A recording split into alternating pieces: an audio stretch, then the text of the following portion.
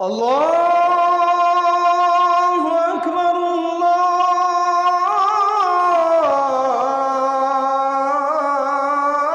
আল্লাহু আকবার। বলো ভাইয়া, তোমরা কি হিসাবে? অগণিত ছেলের চেহারা দেখলেই বোঝা যায় বাপ। আজকের সারা দিনে যারা এক ওয়াক্ত নামাজ পড়ো নাই, হায় মুসলমানের সন্তান, কেমনে পারলা? তুমি কি মরবা না? তুমি কি কবরে যাইবা না বাপ? এই পৃথিবীর কত রাজা বাদশাহ কবরে চলে গেছে, তুমি কি কোনোদিন কবরস্থান দেখো নাই? তুমি কারো জানাজা পড়ো নাই? তুমি কি কোনো মানুষের লাশ দেখো নাই? আমি 5 দিন আগে আমার জ্যাঠার সাথে কথা বলে আসছি, বাড়িতে খোঁজ খবর নিছি। 5 দিন পরে আমার জ্যাঠা মারা গেছে। আমি জ্যাঠার দিকে তাকাইয়া বাড়িতে গিয়া দেখছি এই সেই মানুষটা যার সাথে আমি কথা বলছি, উনি নাই, চুপ হয়ে গেছে, হাত নড়ে না, পাও নড়ে না। আমি জানাজা পড়াইছি আমার জ্যাঠার, তো জানাজার আগে আমি আমার জ্যাঠার কবরটা খালি, তখন কবরে রাখে নাই। আমি কবরের দিকে তাকাইয়া অনেকক্ষণ, 8-10 মিনিট হইব, আমার বাবার কবরের পাশে আমার জ্যাঠার কবর। আমার আব্বা আগে ইন্তেকাল করছে। আমার জ্যাঠার কবরের দিকে তাকাইয়া অনেকক্ষণ খালি কবরের দিকে তাকাইয়া ছিলাম। তাকাইয়া আমার মনে হইল কবর যেন আমারে ডাক দিয়ে বলছে, আনিস, আমার কাছ থেকে 1 মুঠ মাটি দিছিলাম আমি তোমার জ্যাঠারে বানাইবার জন্য, আজ আমার মাটি আমি ফেরত নিলাম। ওয়াফিহা নুঈদু, নওজোয়ান, তোমার মাটি মাটির কাছে ফেরত চলে যাবে। তুমি মাটি ছাড়া আর কিছু না। তোমার এই চোখ, নাক, কান, হাত, পাও, হ্যাঁ, এটা চোখ, নাক, কান, মাটি মাটি, ও মাটির টুকরা। ওয়ালাকাদ খালাকনাল ইনসানা মিন সুলালাতিন মিন তিন। আল্লাহ বলছে, শুকনো মাটি থেকে, ঠনঠনে মাটি, আমি সেখান থেকে মানুষকে সৃষ্টি করেছি। তুমি মাটির একটা টুকরা ছাড়া আর কিছু। আর মাটির এক টুকরা এত অহংকার করা, এত বড় মালিকের সামনে সাজে না রে বাপ, উচিত না, উচিত না। এত বড় মালিকের নাফরমানি করছো কেমনে? কোরআনুল কারীম আল্লাহ নাজিল করছে 30 পারা। এতগুলো কথা আল্লাহ কোরআনে বলছে, 30 পারা নবীর জবান দিয়ে বলাইছে, 23টা বছর কোরআন শরীফে আছে। ফাবি আইয়ি হাদিসিন বাদাহু ইউমিনুন। আল্লাহ বলছে, বান্দা বল না রে, আমি আর কেমনে বললে, আর কোন কথা বললে, আর কতবার বললে বান্দা তুমি আমার কথা মেনে নিতা? এই নাফরমান, এই বেনামাজি, দাঁড়া, এখন দাঁড়া।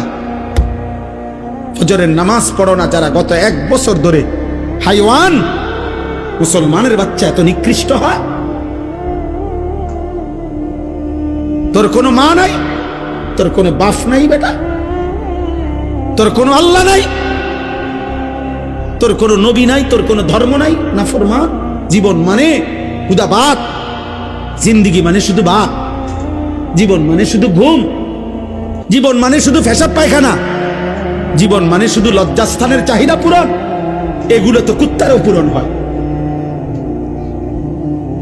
এই নাফরমান, খানা তো কুত্তাও খায়, ঘুম তো কুত্তাও যায়, পেশাব পায়খানা তো কুত্তারও হয়,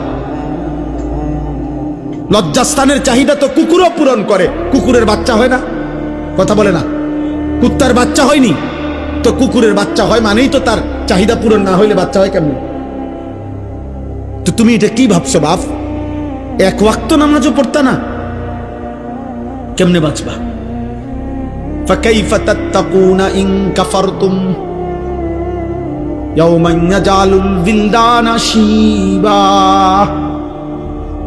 আল্লাহ বলে, বান্দারে আমার, কেমনে রে বান্দা এত নাফরমানি করছো? আল্লাহ বলে, সেদিন হাসরের দিন আমার বান্দা কেমনে রে বাঁচবা বান্দা? এত নাফরমানি, এত মিথ্যা, এত চুরি, এত জিনা। এক মোমেন মুসলমান দাবি করে 30 বছর ধরে সুদ খাও। মুসলমান বুঝি 30 বছর সুদ খায়? মুসলমান কেমনে 30 বছর নাচ গান দেখে?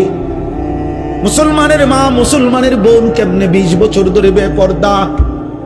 মুসলমানের ঘরে কেমনে প্রত্যেক দিন নাটক, সিনেমা, নর্তকীর ছবি চলে, নাটক সিনেমা চলে।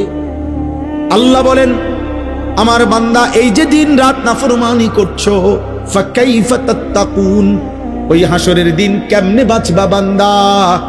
যেই দিনের একদিনেই দুঃখ কষ্ট আর পেরেশানি আর যন্ত্রণায় একদিনেই দুধের বাচ্চা, কোলের বাচ্চা বুড়া হয়ে যাবে।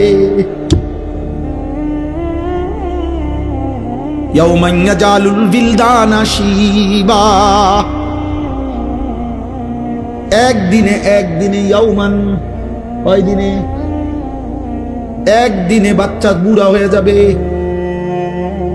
একদিনেই কালো চুল সাদা হয়ে যাবে।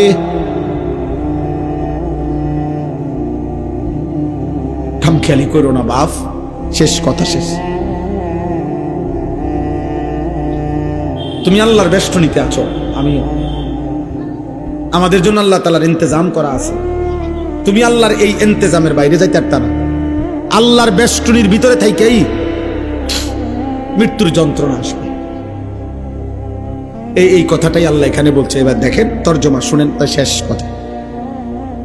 আমার ভাই, আমি বলে গেলাম, আমার সন্তান, আমার ছেলেরা, আমার বাবারা, আমার ভাইরা, আমি বলে গেলাম স্পষ্ট, দয়া করে মরণকে স্মরণ করো, ভুলে যেও না। তুমি ভুলে গেলেও মরে যাবে। বলে আমার মনে ছিল না, মনে না থাকলেও মৃত্যু হবে। হবে? কথা বলে না? বলো না ছেলেরা, বলো। তুই মরে যাবে বাপ। এই মোবাইল থাইকা যাবে, ফেসবুক থাইকা যাবে, এগুলো হারায় যাবে। তোমার চোখের ওই নারীও হারায় যাবে। হয়তো কোনোদিন আর মনেও পড়বে না কারো কথা, কিন্তু গুনাহগুলো সাথে নিয়া তোমার হাসরের ময়দানে দাঁড়াইতে হবে। এই পাপগুলো নিয়েই তোমাকে দাঁড়াইতে হবে। এজন্য আমি কিশোর নওজোয়ানের পরিবর্তনের খুব প্রত্যাশী। আমার এক ছোট্ট জিন্দিগি প্রয়োজন, আমি দিয়ে দিলাম। কিন্তু আমার একটা আশা, মুসলমানের নওজোয়ান তোমরা ইনশাআল্লাহ ফিরলে